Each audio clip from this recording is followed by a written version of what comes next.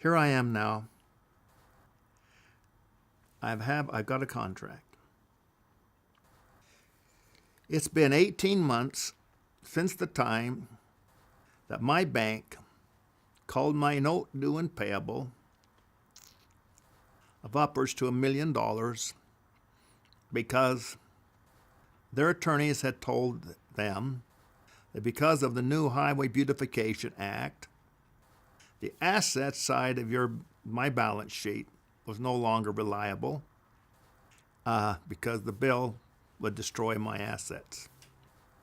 And therefore, under just the rules of banking, they called that note due and payable in 30 days. In today's money, that would be at least $10 million. I couldn't go borrow it from anybody. I couldn't. I was just, what do I do? I couldn't. I said, well, they're going to have to pay for these signs. And he said, the government is the world's worst credit risk. No, you're never going to collect a penny from that government. Tell me the value of the State Street Motel sign on State Street in Boise, Idaho. And you've heard the story before. I couldn't tell him the value. Well, in this 18 months, because of some miracles which I've already gone through and explained, I now could tell the value of that sign and not be too far from it. In fact, I had all my signs in Utah appraised. In fact, I not only had those signs appraised, but under pressure I brought to bear against the state government, that's the governor under his jurisdiction, under the highway department, and plus the Attorney General's office, had all agreed that I was right. And from that, without going into any detail because I've already done that, I have gotten a contract that when my signs in Utah only, and I had more signs in Idaho than I had in Utah. In Utah only, a contract for $1.1 million. I had that. I had the senator from the state of Utah, Ted Moss, behind me. I got all that support in that 18 months. It was a miracle. Totally a set of different miracles, which I've already explained. Now that contract could not have been achieved, but it took one man that made the difference. Now he wasn't the key man. The key man was Jack Francis. I've already explained him to you. But the other one was Bob Wright. And Bob Wright was a Republican lawyer, but he was quite a vicious attorney, litigator is what he was. That was his work. Now he, after they agreed to appraise my signs and everything, got that all put together on the basis that they would enter into a contract. When it came down to entering into the contract, opposition, always opposition. And that opposition was the road commission. It took me to get a hold of the governor, phoned him and told him, sign that contract. It took Ted Moss, the senator, to call him, sign that contract. But then it had Bob Wright, my attorney. So the very day of the meeting, it's going on, and I'd kind of done all I could do. There's sometimes you have to have someone carry your water for you. And Bob Wright stepped in there, and he is tough. He got the deal done. He's about 2 years older than me, died about 10 years ago of Alzheimer's, but he saved my neck. So I wanted to bear thanks to Bob Wright. Well, but the big sell was I had a bank. I got a Utah bank to pay off the Idaho bank. We didn't have to deal with them any longer. Got the Utah bank. And to give me enough usage in my accounts receivable coming in to help me finance my lobbying effort in Washington, D.C. Now, I learned one rule from this. I cannot emphasize this rule enough. If you learn anything today, it's this rule. Governments will not act to solve problems. Never, never, never. They only act to relieve pressure. If you cannot bring the pressure to bear, you're going to get nowhere. And that's reality. Now, the contract I had that the state will buy my signs was predicated upon the funding of the federal government. And I've already gone through how impossible that would be.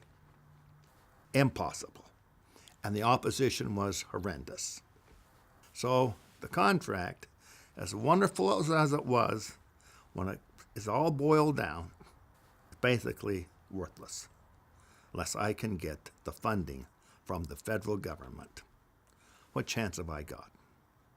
One little tiny kid from Utah going back there.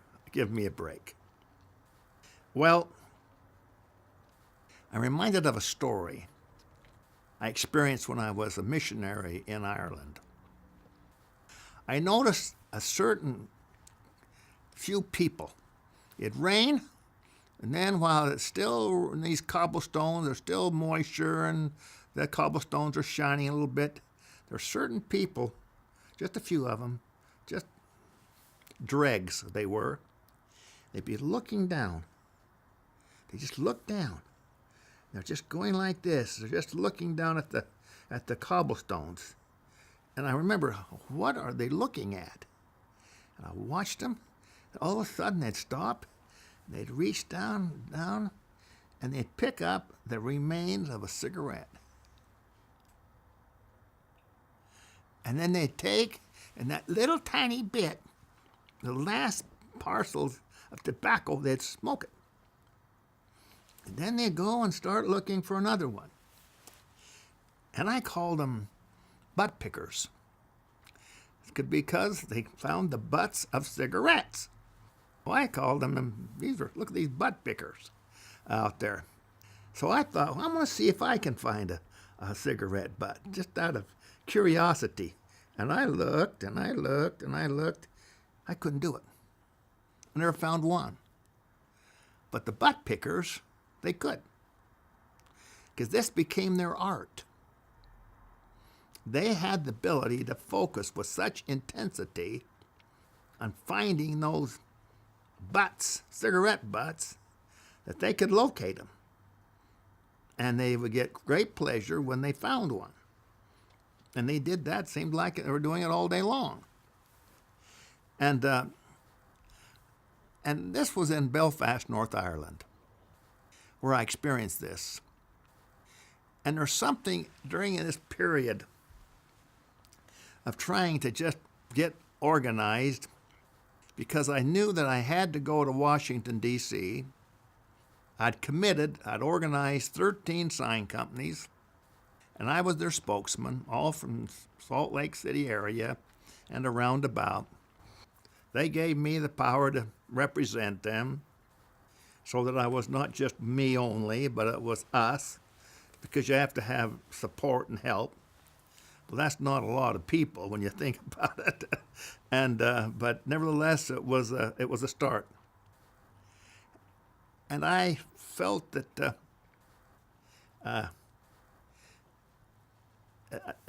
trying to gather up within myself that final amount of effort, that degree of power that I felt I didn't have. So there was just a little period there, I'd say maybe like 90 days, 60, 90 days, where I was kind of spinning my wheels, knowing what I had to do, but not knowing how to go about it. That was my problem. In that context, rule number 2, and this came to my mind strongly, that power must be seized by a leader at some point. Now, there's two ways you get power.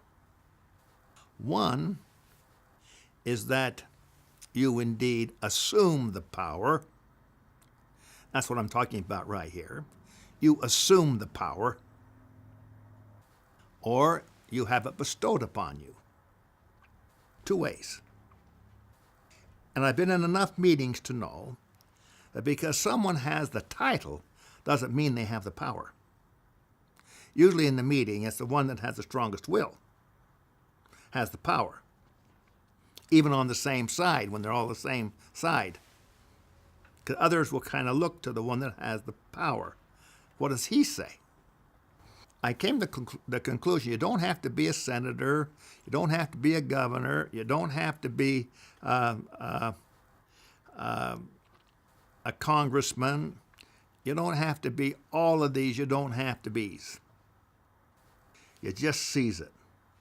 You seize it first with the greatest amount of energy. Now, right now we're seeing a little bit of that in our current election with just barely getting started with one man, Donald Trump. He's seizing the power. Now, so I said to myself this: I am going to be the most influential and powerful figure in the country on highway beautification. No one is going to be more powerful, more knowledgeable, and more involved and active than me. I'm going to assume that power. Easier said than done. But it was during this time of going through all of this that I thought of my mission in Ireland, and I thought of that very wistful, melodic, and amazing piece of music called Danny Boy. Now, the lyrics of Danny Boy, written by an Englishman and not an Irishman. He was an attorney. He was a song machine. He literally wrote over 10,000 songs, and upwards to 1,000 were published. Now, the melody of that song, that's something different, and that's Londonderry Air. And that story, that is that a little itinerant piper was going through up in Londonderry area, and he played this music. And he was blind, but and he used to take money from people. But I don't know how he got around, but he did. There was a lady named Jane Ross, Miss Jane Ross. She heard this piper. So she ran and asked him where did he get the music. He says, well, I just heard it. I just heard it. I hear it all over the place. I just hear it. So she was very gifted in music, so she wrote down the melody. And that was finally published in 1855. Well, Danny Boy, so here it's written by an Englishman. It's from music from Ireland. That's true. But when he wrote that music, or I should say the lyrics, he sent it to his sister in New York, 1910. Well, she says, sends it back to him. It says, take it and put it to the music of Londonderry Air. So he did that. Now, make a long story short, it didn't go anywhere. Well, fortunately for the world, Glenn Miller recorded Danny Boy on the underside of a record. Now, that which meant that it was not going to be as important as what's on the top side. What happened was that Bing Crosby heard that song, and he had it recorded, and he sang it, and it became a colossal hit, not just in the United States, but basically throughout the whole Anglo-Saxon world, but centered in Ireland. Oh, Danny Boy, the pipes are calling from glen to glen and down the mountainside. The summer's gone, and all the roses are falling. It's you. It's you must go, and I must bide. But come ye back when summer's in the meadow, or when the valley's hushed and white with snow, and I'll be there in sunshine or in shadow. Oh, Danny boy, oh, Danny boy, I love you so. But when ye come, and all the flowers are dying, if I am dead, as dead I well may be, you'll come and find the place where I am lying, and kneel and say an Ave there for me. And I shall hear, though soft you tread above me, and all my grave will warmer, sweeter be, for you shall bend and tell me that you love me, and I shall sleep in peace until you come to me. And so here we have this song taking place, which would be just brought peace to my soul, because the reason that the story of the butt pickers was so essential to me was because they had obtained the art of focusing. They could see. So what I had to do was to gain the art of focusing on getting the money so we could implement this contract that I had, pay off the bank, clear my name, and I started to reach the point where I was believing that, they might have a point, the environmentalists. They might have a point, but they've gone too far. They don't want to pay for the signs. So I'm going to see what I can do to intervene there. And so basically, that's what we're really talking about. So I organized my company, and in that process, to prepare myself to go to Washington. The first step was this. I went back to the bank, to Jim Hill. There were Reed Wood was who I saw first, then Jim Hill second, then Arch, and I saw a third, the president of the bank. I said, Jim, here's how I look at it. I went back earlier and I testified in a congressional hearing. Here's what I saw. I saw gray personalities wearing gray suits, boring-looking ties, and long faces. And I got to bring something into that sets me apart from everybody. Now, there's thousands of people back there. I'm just one person. So I can't look like them. I won't stand out.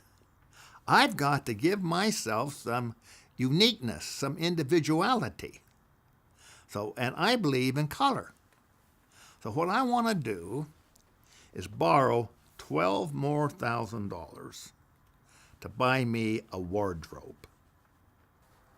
Doug, how are you going to pay that $12,000? Well, you know what my deal is with the bank. This will be a side loan with the bank, but I want you to advance me that $12,000 because I know what I'm going to do with it. I'm going to take and I'm going to get the most colorful, unique suits of anyone in Washington, D.C. They're going to look good because they're going to all have a vest. I'm going to get summer suits and I'm going to get winter suits because it gets very cold there and very hot there, but it's humid there. So I have to do it just right. And I said, I'm going to wear cowboy boots because I don't want to be like them. Now, in those days, no one wore cowboy boots back there. Now there's a few that do, especially from Texas and places like that. Well, he said, Doug, you're just kidding me. Again, how are you going to pay for it? I said, well, you know how I'm going to pay for it, Jim. after I get the big loan paid off, I'll pay for this little one. And he says, well, I'm going to advance you the $12,000 that might cost me my job, but I'm going to do it anyway. Well, I want to read to you a little excerpt. Happens to be from the Minneapolis Tribune. Tons of articles I've got. Now, the reason they wrote on this is that the home of Minnesota Mining and Manufacturing, 3M, is in Minneapolis. And they own the biggest sign company in America called National Advertising. And they made Scotchlight, which would reflect lights in the evening or at night. And so they had millions and millions tied up in these signs.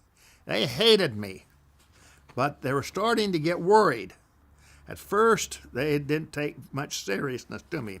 But so I'm reading to you what's happened after I bought the suit and after I went back. Now, the heading is, United States takes aim at billboards. Next. But 3M fights to save highway signs declared illegal in 1965. Now, this was written 5 years later. Now, here's what they say in this article. It's here, and it's the whole thing on the back. Douglas Snarr, 35-year-old self-proclaimed billboard king of Utah, came to Washington, complete with suits of green, purple, and orange, and ties, iguana cowboy boots, and personality to match. So that was just, there's a ton of those like that. So to tell you the truth, it's the smartest tactical move I could have made. Well, when I arrived in Washington, not easy. I remember I had 2 suitcases. And I asked the cab if he'd drive around and see if we could see some for rent signs. Now, I remember that I wasn't smart enough at first to get the cab. I was walking at first. And finally, I gave up and got a cab because my arms had given out on me and legs. But I remember I was just crying. I couldn't stop it. It was so big, and I was so little, and there was so much involved, and I had no comprehension of what lay ahead. And I come to realize that it was my advantage, because if I knew, I wouldn't have gone in the first place. I'm convinced of that. So what we had, that I found an apartment, a little for rent sign, on 16th Street. 16th Street runs right straight into the White House. Right, you can step in the middle of 16th Street and you can see the White House. I was about 5 blocks back. Scotts Circle. Now, Scotts Circle is where there's 6 different roads come in to Scotts Circle. Kind of like a roundabout in the day's terminology. I was on the 9th floor, and I rented it for 90 days. I kept it for 10 years. So that kind of gives you an idea of what I was up against. Now, the apartment, I was so amazed, I call it plastic. Plastic pictures, plastic cups, plastic plates, plastic everything. Then the sofa would extend out and make a bed with plastic covering over that. Everything was plastic, and which is cold. So in order to eat right, what I did was I decided what I'm going to do is I'm going to buy cereal, just buy cereal. So I got about every different kinds of cereal I could get, and I lined it clear across, and like this, up and back, and where I could see it. I didn't put it on the shelf. I put it down on the cupboard so that I could look and see exactly what I had. Use the refrigerator for milk. So all I needed was one bowl and a spoon. I was in business. That's how I operated when it came to food. And if I didn't want to have this cereal, I could have to go get me a White Castle hamburger. Have you ever had a White Castle hamburger? Well, you know, they're little tiny square things, but I liked them.